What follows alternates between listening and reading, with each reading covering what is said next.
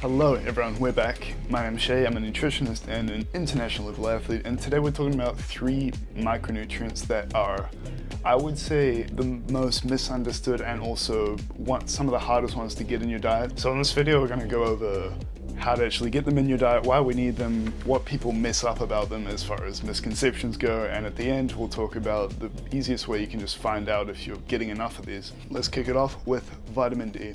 So everyone thinks we get this from the sun. That's kind of right. We get it, we make it ourselves in response to the UV light from the sun, which means if you live far from the equator, you're probably not getting much of it throughout winter because the UV index is so low. And it can help with things like testosterone and immunity, but the big one is bone health, because in your blood we need a certain bandwidth of calcium, and every time it drops, it comes out of your bones, which softens them a little bit. But vitamin D, if you have enough of it, it keeps the calcium in the bones, and instead it raises the absorption from calcium in your foods, because you don't absorb all of it, but if you have vitamin D, you absorb more of it, and this keeps the calcium in the bones, and keeps the bones strong. Now, I doubt many people are getting enough from the diet alone, including myself, so we kind of rely on the sun for like most of it, which means we need it during the summer. We need to get out there, which can be problematic if you're working indoors, you're studying indoors, or you're training indoors. There are only a few good sources of it, like oily fish, like salmon. There's a little bit in milk and egg yolks, but it's really hard to get a lot of it. Good thing is if you see enough sun during the summer and springtime, you can actually store a few months worth, which will get you throughout winter, ideally.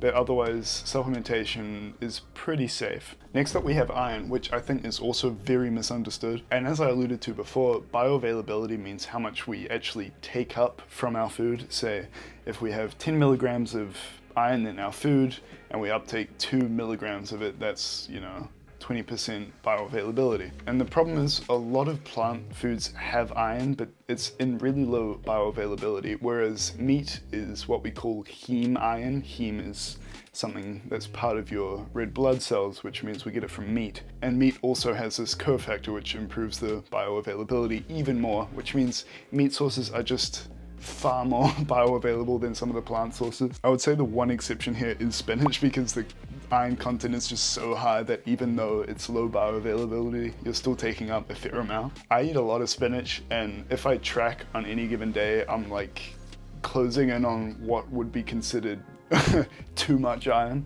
But I wouldn't worry too much about this, because if you have so much iron in your body is just not going to take up as much, so it's pretty unlikely that you run into toxicity without using supplements. And with low iron, you become anemic, you don't have enough red blood cells, you're tired all the time, you're fatigued, it's not a good time. And this is problematic for females in particular, because they have a high requirement for iron than males, despite them usually eating, say, 30% less total food, which makes it even harder to get.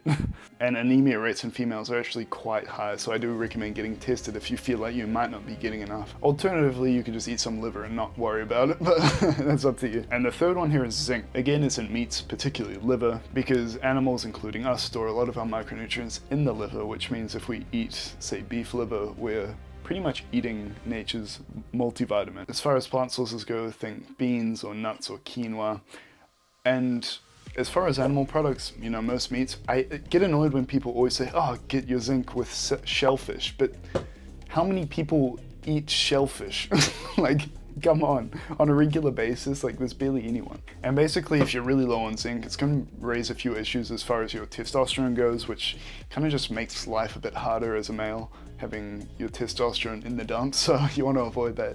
And it's actually pretty important for females too, their reproduction as well. And for both genders, it's going to mess with mood and skin and even hair health if if you're not getting enough. We get zinc from a few random things. There's a lot of foods that have it in low quantities. And moving on to the last part of the video, how do we actually know if we're getting enough? So I've recommended in the past Cronometer. It's an online site, it's free, it's easy to use, and if you simply just plug in your regular diet, it'll quickly outline which micronutrients you're missing, and you might be hitting all 3 of these reasonably well, but it might highlight some other things. So I really recommend plugging your diet in, even just for one day, just a regular, your staple foods, and seeing what you're getting enough of and seeing what you're missing, and then you can make changes, feel even better. So yeah, that's all from me today.